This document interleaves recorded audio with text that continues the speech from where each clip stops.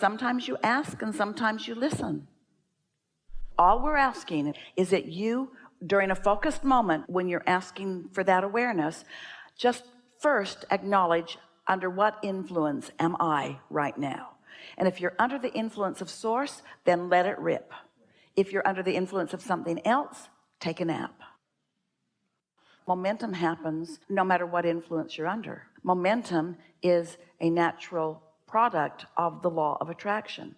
When you hold a thought consistently, you're going to like this. So let's take a subject like prosperity, money. Let's say that you would like more money, but you don't have enough. Now, in this simple analogy that we just offered, there's not much momentum for or against money, because you want money and you don't believe it. So nothing's changing. There's no momentum. But let's say that you're segment intending and you feel prosperous and you love this prosperous world and you love seeing beautiful things, and now momentum is gathering.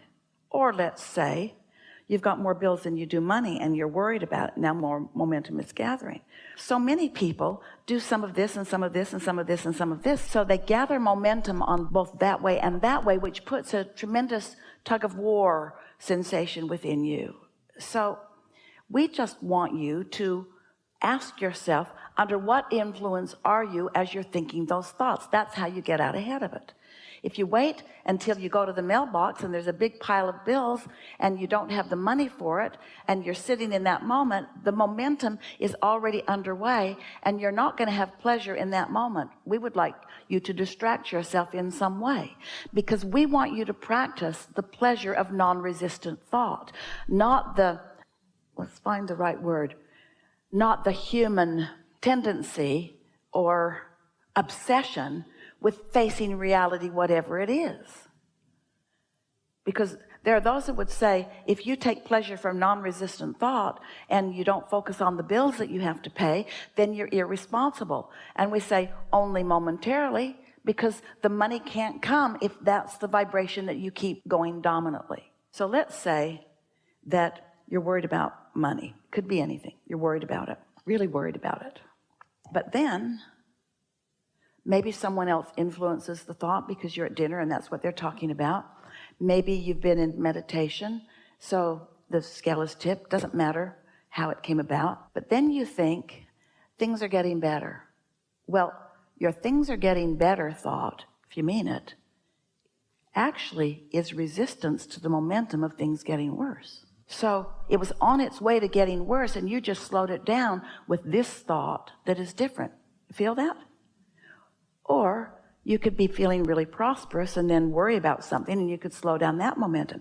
Momentum is going to happen. Now, that's something we haven't discussed before in that pointed way. Did you get it?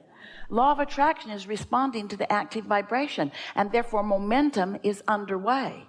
But you have a choice about what thoughts you think, but it's hard to exercise that choice because of the momentum. In other words, if you've really got a positive roll going, it's hard for you to think negatively. If you've got a really negative roll going, it's hard for you to think positively. That's just the facts of the way the law of attraction works. So as you care more, as you get out ahead of it, and you get that positive momentum going before you're thinking any thoughts, now you have a much greater probability of getting the positive momentum going than if you're trying to overcome the negative momentum. We have interacted with so many of you, and we are at the place where we are no longer really interested in talking to you when you're in a negative place trying to turn it around, because it's so slow going, it hardly ever happens, it's annoying to everyone who's listening in. We just want to say to you, give it a rest. Stop talking about it and get out ahead of it.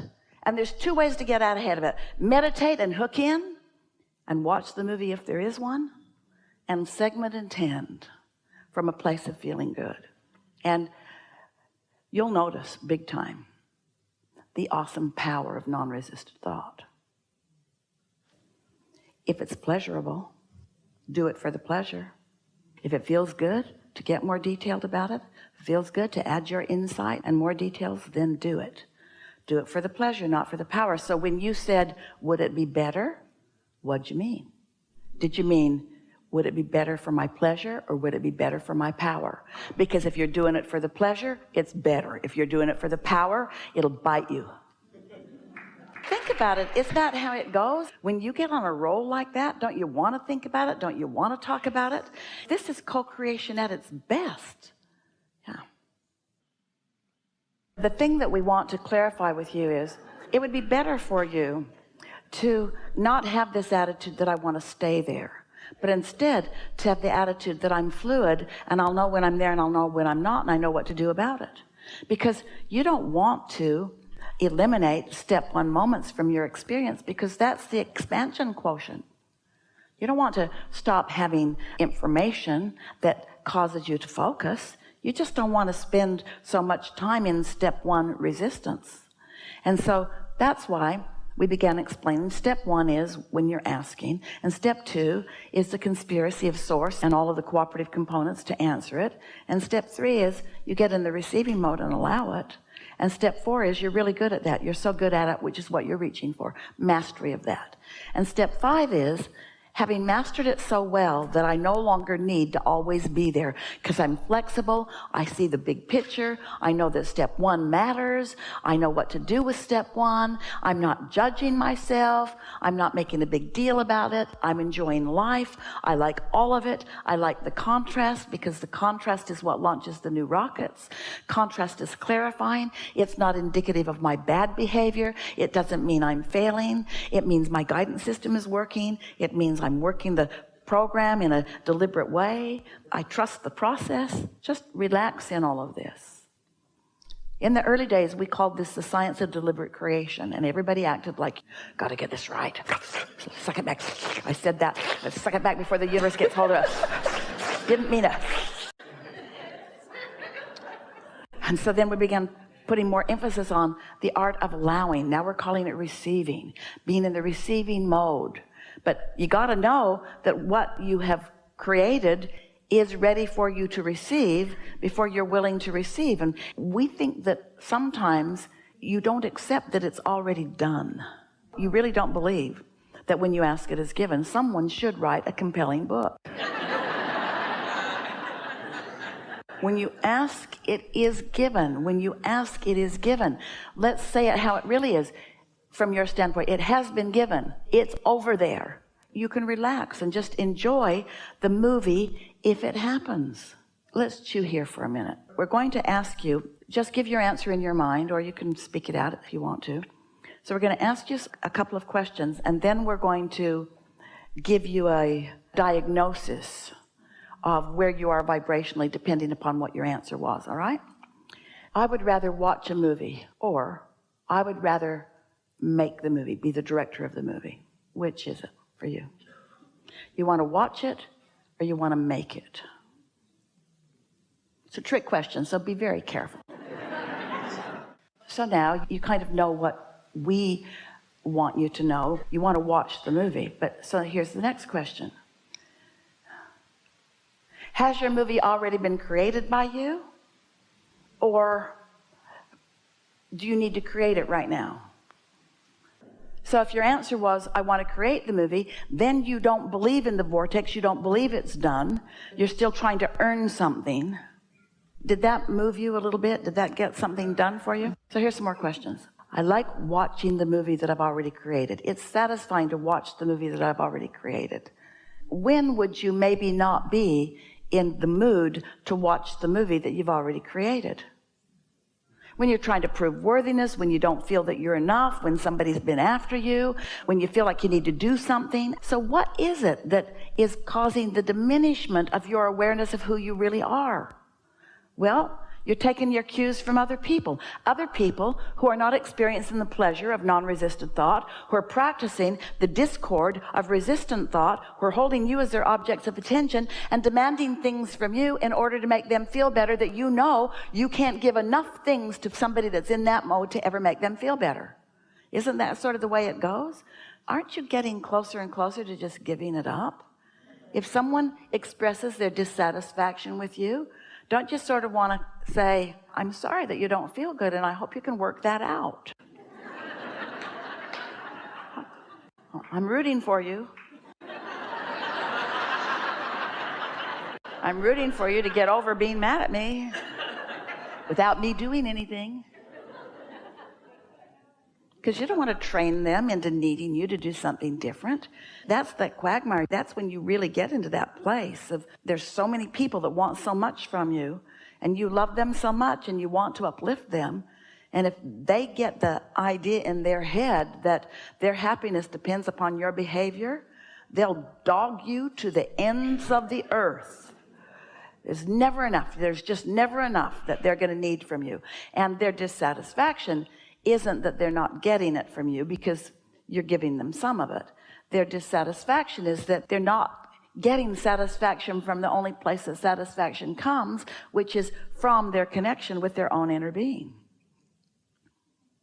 Why do you want to show appreciation? And who are you showing it to? We don't want you to show it to us.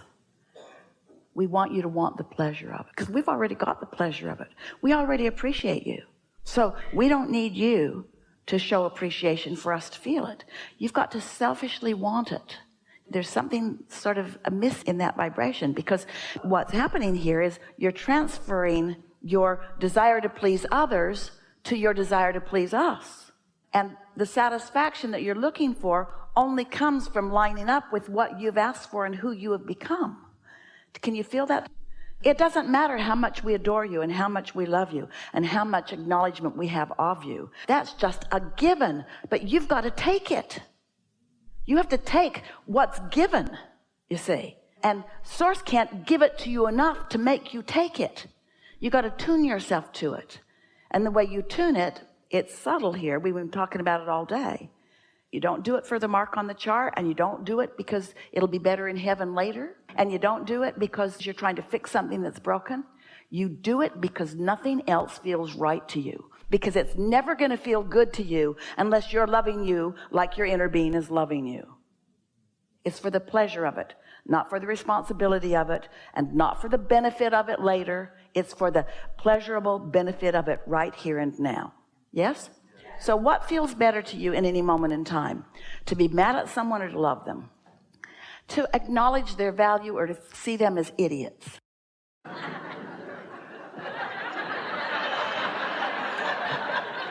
To anticipate them living happily ever after, or to anticipate them struggling in their world? Which feels better to you? Tune yourself to the way your inner being feels about them, because your inner being has non-resistant thoughts about all the things that you think about.